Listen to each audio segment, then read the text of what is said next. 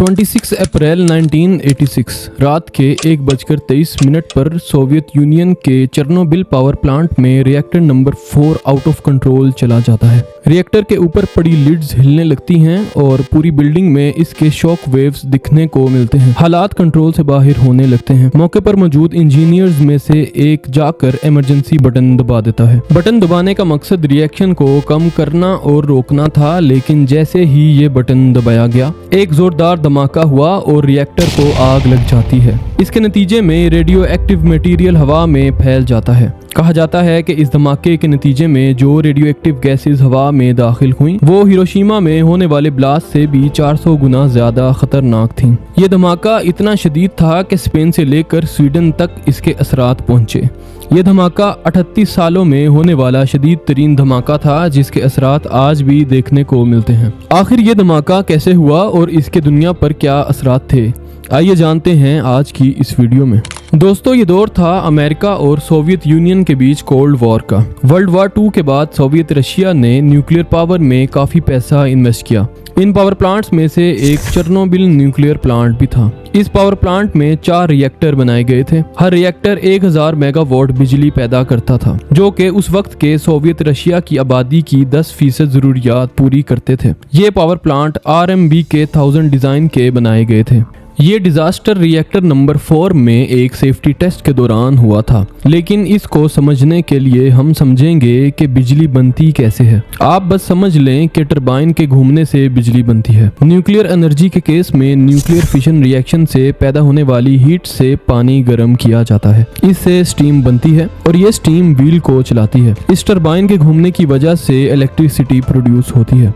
जिस तरह से हमारी गाड़ियों के रेडिएटर को ठंडा करने के लिए पानी इस्तेमाल किया जाता है, इसी तरह चेर्नोबिल पावर प्लांट के न्यूक्लियर रिएक्टर को ठंडा रखने के लिए कूलेंट पाइप्स में पानी फ्लो किया जाता था। ये पानी करीब के वाटर रिजर्वायर से लिया जाता था। पाइप्स के अंदर पानी को फ्लो करने के लिए वाटर पंप्स चलाने पड़ते थे। इन वाटर पंप्स का 24 घंटे चलते रहना जरूरी था, यानी बिजली ना होने की सूरत में भी। पावर कट होने की सूरत में backup generators in water pumps को चलाते थे। इनको चलाने के लिए 1 से 2 मिनट का वक्त लगता था। इंजीनियर्स के मुताबिक इस 1 से 2 मिनट के गैप को फिल करने के लिए इसी प्लांट से बिजली ली जा सकती थी। रिएक्टर शट डाउन होने के बाद भी ये टरबाइन कुछ देर के लिए चलते रहेंगे। इससे पैदा होने वाली बिजली को वाटर पंप्स चलाने के लिए इस्तेमाल किया जा सकता है। दोस्तों, इसी मकसद के लिए उस दिन टेस्टिंग चल रही थी। ये टेस्टिंग चेर्नोबिल के रिएक्टर नंबर 4 पर चल रही थी। इस न्यूक्लियर रिएक्शन को स्लो डाउन करने के लिए इस रिएक्टर के अंदर कंट्रोल रोड्स लगाए गए थे, जो कि न्यूक्लियर फिशन चेन रिएक्शन को स्लो डाउन करने का काम करते हैं। इस हादसे की संजीदगी का अंदाजा इस बात से लगाया जा सकता है कि हिरोशिमा और नागासाकी में होने वाले न्यूक्लियर ब्लास्ट के बाद लोगों को इस जगह रहने की इजाजत दे दी गई थी, मगर चेर्नोबिल डिजास्टर के बाद से लेकर अब तक यहाँ किसी इंसान को रहने की इजाजत नहीं दी गई। 26 अप्रैल की उस रात वर्कर्स टेस्टिंग कर रहे थे और टेस्टिंग के लिए जो एनर्जी रिक्वायर्ड थी वो 700 मेगावाट्स थी। कंट्रोल रोड्स को रिएक्टर में डालते ही पावर का एक्सपेक्टेड लेवल कम हो गया और पावर 30 मेगावाट्स पर आ गई। उस वक्त शिफ्ट सुपरवाइजर एंटली डेटलोव ने ऑर्डर किया कि कंट्रोल रोड्स को बाहर निकाला जाए। रात के 1 बजे पावर 200 मेगावाट्स पर जा पहुंची। रिएक्शन को मजीद स्पीड अप करने की जरूरत थी। मजीद कंट्रोल रोड्स को रिएक्टर से बाहर निकालने की इंस्ट्रक्शंस मिली।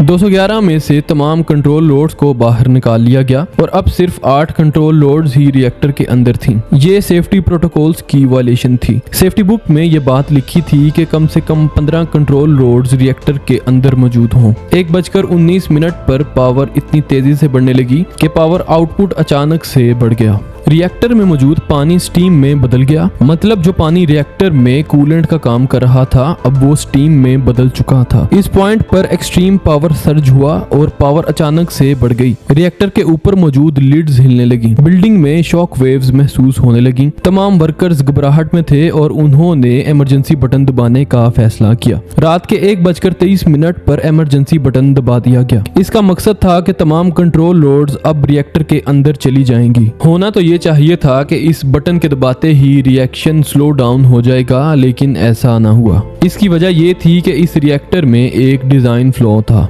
कंट्रोल रोड का एक हिस्सा जो बोरोन कार्बाइड से बना था, इसका काम रिएक्शन को स्लो डाउन करना था, लेकिन रोड की टिप जो ग्रेफाइट से बनी थी, इसने रिएक्शन को मजीद स्पीड अप कर दिया। यूं ही 211 कंट्रोल रोड्स को अंदर डाला गया, एक जोरदार धमाका हुआ। रिएक्टर की पावर उस वक्त 33,000 मेगावाट्स पर जा पहुंची। इस धमाके की वजह से रिएक्टर का कोर मेल्ट कर गया। 3 सेकंड के बाद एक और धमाका हुआ। इस धमाके की वजह से रेडियो एक्टिव मटेरियल हवा में फैल गया। इसकी वजह ग्रेफाइट था जो कि जलने लग गया था। 2 लोग मौके पर ही मारे गए। 100 से ज्यादा रेडियो एक्टिव एलिमेंट्स और 192 टन यूरेनियम फ्यूल एटमॉस्फेयर में फैल गया। इस जगह पर लगी आग को बुझाने की कोशिशें जारी रहीं, मगर ये कोई आम आग न थी जो कि आसानी से बुझ जाती। ये ग्रेफाइट की लगी आग थी। इस आग को बुझाने में 1-2 दिन नहीं बल्कि पूरे 10 दिन लगे। हेलीकॉप्टर्स की मदद से हजारों टन सैंड, क्ले, बोरोन और लेड की मदद से इस आग को बुझा लिया गया। फायर फाइटर्स को भी इस रेडियो एक्टिव एक्सपोजर की वजह से जान से हाथ धोना पड़ा। चंद ही महीनों बाद तकरीबन 28 फायर फाइटर्स मारे गए। रिएक्टर नंबर 4 में लगी आग बुझाने के बाद भी मामला अभी मुकम्मल तरह से टला नहीं था। इस रिएक्टर के नीचे मौजूद वाटर टैंक में बहुत बड़ी तादाद में रेडियो एक्टिव मटेरियल जा चुका था। दोस्तों, अगर इसको बर वक्त खाली ना किया गया तो तीसरा धमाका भी हो सकता था। इसको खाली करने के लिए जरूरी था कि कोई इंसान इसके अंदर जाकर इस पूल के ड्रेन वॉल्व को खोले। उस वक्त मीडिया ने इस मिशन को सुसाइड मिशन का नाम दिया, यानी जो शख्स भी इस पूल में जाएगा जिसमें रेडियो एक्टिव मटेरियल बहुत ही ज्यादा मिकदार में मौजूद है, वो चंद ही अरसा गुजरने के बाद मर जाएगा। यहाँ पर 3 लोगों ने वॉलंटरीली ये काम करने का फैसला किया। ये 3 इंसान नहीं बल्कि 3 सुपर हीरोज थे जिन्होंने इस खतरनाक मिशन को सरंजाम देने का फैसला किया। Mechanical engineer Alexei Ananenko, senior engineer Valery Bespalov और शिफ्ट सुपरवाइजर बोरिस पेरानोव इस मिशन का हिस्सा बने। ये 3 डाइवर्स इस पूल में उतरे और ड्रेनेज होल्स तक पहुंचे और पूल को खाली किया। खुशकिस्मती से ये तीनों डाइवर्स बाहर निकल आए। इस धमाके के नतीजे में आयोडीन 131 हवा में फैल गया और हजारों लोगों को थायराइड कैंसर हो गया और दर्जनों लोग जान से हाथ धो बैठे। मरने वालों में ज्यादा तादाद फायर फाइटर्स की थी जिन्होंने रेस्क्यू मिशन में हिस्सा लिया था। इस धमाके से रिलीज होने वाले केमिकल्स ने पूरे यूरोप में बड़ी तबाही मचाई। जिन जंगलात में ये रेडियो एक्टिव केमिकल्स गिरे वो ग्रीन से रेड कलर के हो गए। यूरोप के कई हिस्सों में रेडियो एक्टिव बारिश भी रिकॉर्ड की गई।